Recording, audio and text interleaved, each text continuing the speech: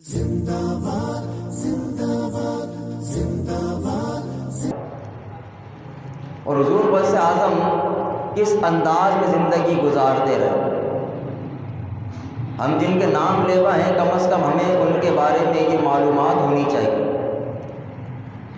کہ ان کی بارگاہ میں ولایت اور روحانیت کسے کہا جاتا ہے۔ یہ بات ہمارے معاشرے میں عام ہو گئی ہے کہ جب کبھی ان اولیاء العظام کا ذکر کیا جاتا ہے اور محفل کا انعقاد کیا جاتا ہے تو ہمارا موضوع سخن کرامات ہوا کرتی ہے۔ حالانکہ کرامت یہ اللہ کی بارگاہ سے ملنے والے انعامات میں سے فقط ایک انعام، لہذا ہمیں یہ سوچنا ہوگا اور دیکھنا ہوگا کہ ان اولیاء کرام کی تعلیمات کیا تھی اور وہ اپنی حیات میں کن چیزوں کو ترجیح دیا کرتے تھے۔ کرامت جو کہ ہمارے لیے ایک بہت بڑی چیز ہے، اللہ کے ولیوں کے لیے یہ کوئی اہمیت کی حامل ہے۔ ان کی بارگاہ میں ایک بڑی معمولی شے ہے، اس لیے کہ کرامت ولایت کا نام نہیں ہے اور نہ ولایت فقط کرامت تک محدود ہے، بلکہ ولایت تو نام ہے استقامت کا۔ خود حضور سیدنا غوث اعظم رحمۃ اللہ تعالیٰ علیہ آپ فرماتے ہیں کہ جمیع اولیاء کرام کا اس بات پر اتفاق ہے کہ اللہ اپنے اولیاء اور صوفیاء سے خطاب فرماتا ہے اور انہیں کہتا ہے کہ یہ کرامات ہماری طلب نہیں، ہمارا مطلوب نہیں، کرامت تو تمہارے نفس کی طلب ہے، جس سے تمہارا نفس خوش ہوتا ہے، اس میں مشغول رہتا ہے اور واہ واہ کرتا ہے۔ اللہ فرماتا ہے کہ ہماری طلب تو استقامت ہے۔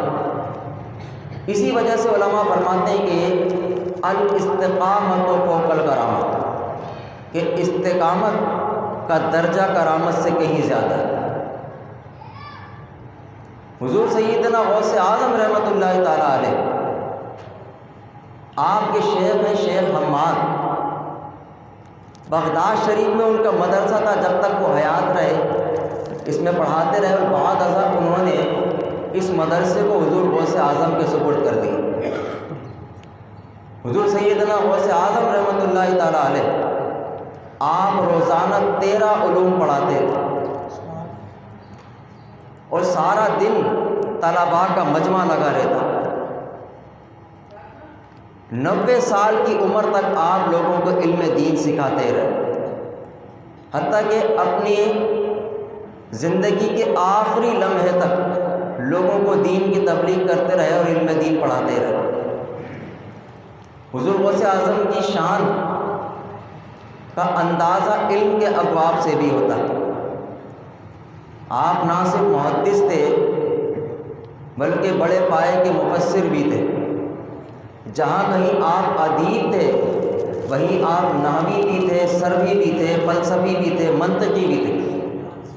اور علماء نے لکھا کہ ہر سال آپ کے مدرسے سے 3000 طلباء علم دین، حدیث اور فقہ سیکھ کر فاضل ہوا کرتے تھے۔ یہ ہے آپ کی علمی شان۔ چنانچہ شیخ یوسف ہمدانی رحمۃ اللہ تعالیٰ علیہ جو کہ بغداد کے بڑے بزرگوں میں سے، انہوں نے حضور سیدنا غوث اعظم رضی اللہ تعالیٰ عنہ آپ کو فرمایا کہ بیٹا تم لوگوں کو واعظ و نصیحت کیا کرو۔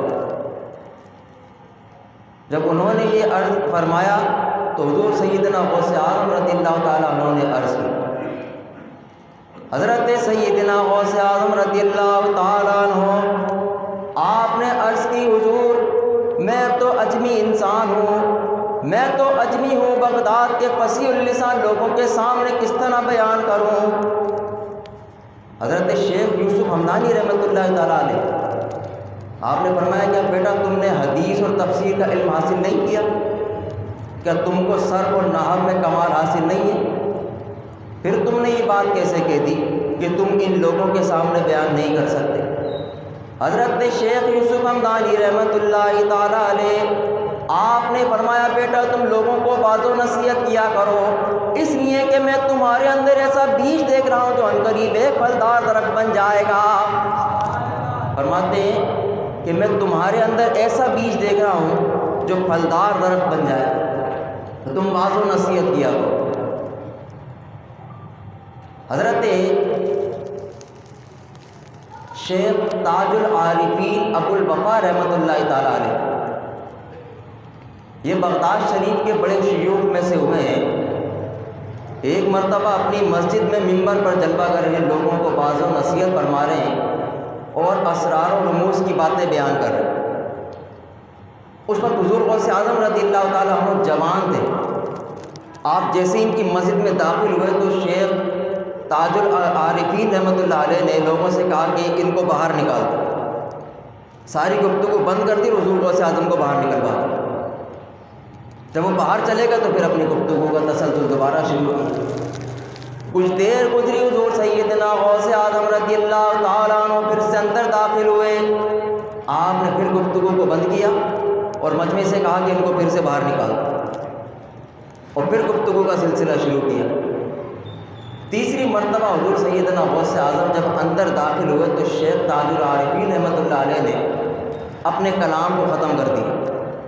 آپ ممبر سے نیچے اترے، حضور سیدنا غوث اعظم سے معانقہ کیا، آپ کے پیشانی کو بوسہ دیا اور لوگوں سے کہا کہ لوگوں اللہ کے ولی کے استقبال کے لیے کھڑے ہو جاؤ۔